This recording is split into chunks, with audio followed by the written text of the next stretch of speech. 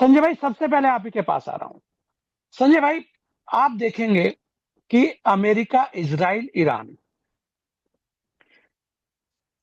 A double E ने या A double आई ने बहुत सारी चीजें हैं, इसे कैसे भी आप देख सकते हैं। जिस तरीके से युद्ध चला, और युद्ध चले हुए कोई बहुत ज्यादा दिन अभी हुए नहीं है, इतने दिनों में ही आप देखेंगे एक मैसेज चल पड़े हैं कि आप थोड़ा-सा देखिएगा, गैस को कम यूज़ करिएगा, अभी यहाँ पे ऐसा हो रहा है। और लोगों में एकदम से भगदड़ सी मच गई, लोग गैस सिलेंडर लेने के लिए लाइन लगाए खड़े हुए हैं, पेट्रोल पंपों पे बड़ी-बड़ी भीड़ शुरू हो गई है। अचानक से ऐसा माहौल कर दिया गया है कि भई पता नहीं क्या हो गया कि पेट्रोल, गैस सब खत्म हो गई, रोटी बनेगी नहीं और कोई संसाधन ही नहीं है, या इस गैस का कोई दूसरा ऑप्शन ही नहीं है। मतलब इस तरीके की स्थितियाँ की जाती हैं। डरावनी है कि आखिर ऐसा क्यों? ईरान, इज़राइल, अमेरिका, ठीक है, युद्ध का असर होता है, पड़ोसी देशों पर ज़्यादा होता है। युद्ध चल रहे हैं लगातार, अमेरिका लगातार लड़ रहा है, उसके अलावा आप देखें रसिया, यूक्रेन चल ही रहा है। बहुत सारी चीज़ें हैं, पूरे विश्व में हलचल हुई है इस वक़्त। लेकिन वास्तव में जो भारत की सड़कों के नज़ारे हैं, जिसे लेकर लगातार प्रशासन, पुलिस कार्रवाई कर रही है। सरकारें लगातार कह रही है कोई दिक्कत नहीं है, हाँ, बस थोड़ा-सा एक दायरे में रहकर सारी चीज करें तो ज्यादा अच्छा है। संजय भाई, क्या लगता है वास्तव में कि इस युद्ध का असर अब इतना बढ़ गया है कि भारत जैसे देश के अंदर इस तरीके की स्थितियां बढ़ती चली जाएंगी? क्योंकि यहाँ बहुत सारे लोगों को अचानक से डर भी लगने लगा है कि भाई ये हो क्या रहा है, लंबी लंबी लाइनें लग गई हैं, आखिर ऐसा क्यों? आखिर ऐसा क्यों? ये एक बड़ा सवाल खोद रहा है। संजय भाई। Sir, good evening to fellow. पहले देखिए, ऐसा है कि ये पैनिक क्रिएट किया गया। अगर आप पूरे परिदृश्य को देखेंगे, कहीं पे भी वॉर होता है तो कहीं ना कहीं इम्पैक्ट होता हम्म। है, और इम्पैक्ट सिर्फ भारत में नहीं होता, दुनिया के हर देश पे होता है, हर जगह पे होता है। इसमें कोई कहने में गुरेज नहीं है। लेकिन जिस तरह से हम्म। पैनिक क्रिएट करा जा रहा है, जिस तरह से पैनिक को बनाया जा रहा है, वो बड़ा दुखदाई है। और कहीं ना कहीं गैस की अगर बात कर ले तो कहीं ना कहीं लोकल लेवल पे काला बाजारी हो रही है, जिसपे नो डाउट सरकार कुछ ना कुछ काम कर रही होगी। देखिए, अगर पेट्रोलियम की बात करें तो हमें नहीं समझ में आ रहा लोग पेट्रोल पंप पे क्यों लाइन लगा रहे हैं। हमारे पास हम्म। आज के दिन में अगर देखा जाए तो 10-12 दिन युद्ध के हो गए हैं। अगर हम सप्लाई ना ले, यानी इंपोर्ट ना करें, तो 75 दिन का स्टॉक हिंदुस्तान के पास है। यानी 1 लीटर भी हम नहीं मंगाते तो भी 75 दिन तक जैसे चल रहा था वैसे चलेगा, कोई भी इम्पैक्ट नहीं आएगा। Number one. नंबर टू, ये हम्म। देखना होता है कि किस देश से कितने परसेंट में आ रहा है।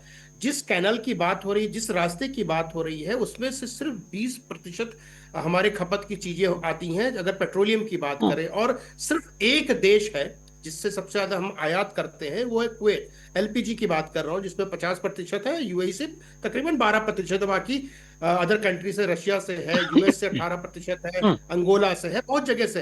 तो ये पैनिक जो है, पैनिक को बनाया जा रहा है। देखिए, अगर हम एलपीजी की भी बात कर ले, देखिए सरकार ने बड़े एसेंशियल कम्युनिटी वाला एक्ट वाला लगा करके उसने सिंपल सा कर दिया है कि भाई आपको रिस्ट्रिक्टेड कर दिया, नहीं, आप रेगुलेट हो गए, मेरे अनुसार काम करोगे। प्रोडक्शन बनाने की बात कर दी गई है, कहीं किसी चीज की कमी नहीं। लेकिन जिस तरह से हवा बनाया जा रहा है, जिस तरह से माहौल क्रिएट किया जा रहा है, वो कहीं ना कहीं दुखदाई है। अगर हम जैसे नोएडा में रहते तो जो लोग हैं, आम जनता है, चाहे वो मेड हो या जिनके पास सिलेंडर यूज होता है, सोचिए वो बता रहे हैं कि 4-4 हजार रुपए हो गया है, जबकि ऐसा कुछ नहीं है। सरकार के पास ऐसा कुछ नहीं है। वही संजय भाई, यही बड़ी एक सवाल है कि नोएडा जैसी जगह भी इस तरीके की स्थितियां दी जा रही है, और बड़ी बड़ी जगह, बड़े शहरों की स्थितियां, उत्तराखंड के हालात आपके सामने हैं।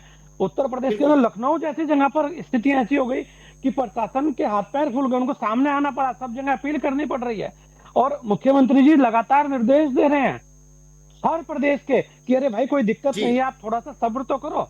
लेकिन स्थितियां देखिए कैसी है। हो क्या रहा है सर, जिसके पास देखिए छोटे शहरों में या बी क्लास सिटी में कह लीजिए, क्या होता है कि गैस एजेंसी से डिस्ट्रीब्यूशन और उसके पाइपलाइन होता नहीं है।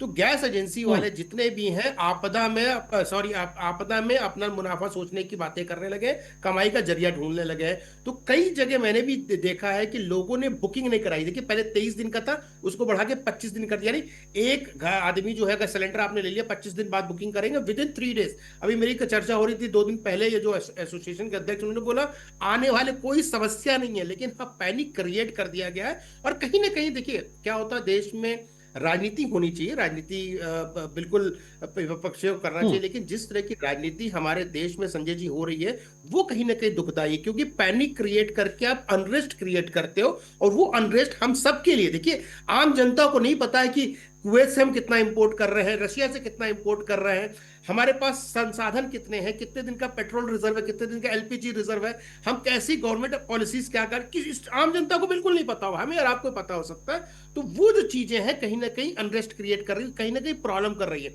इसमें सरकार का दायित्व यह है कि जितनी भी गैस एजेंसियां हैं, चाहे वो पेट्रोल पंप पे तो नहीं, गैस एजेंसी पे स्पेशली निगरानी होनी चाहिए। जो फूड सप्लाई का जो इंचार्ज है, जो हेड है यहाँ पे, चाहे वो नोएडा हो या कोई भी शहर हो, कहते हैं देश का कोई शहर हो, उसमें कहीं ना कहीं एक तरह से उसको निरीक्षण करते रहना चाहिए कि कहीं पे कोई कंप्लेंट मिले, कहीं पे कोई इस तरह की बातें हो रही थी, स्पेशली जाके वहां पे तत्काल कार्रवाई करे। अगर गलती पाई जाती है तो उस एजेंसी, उस संस्था को, उस पेट्रोल पंप को तुरंत सील किया जाए।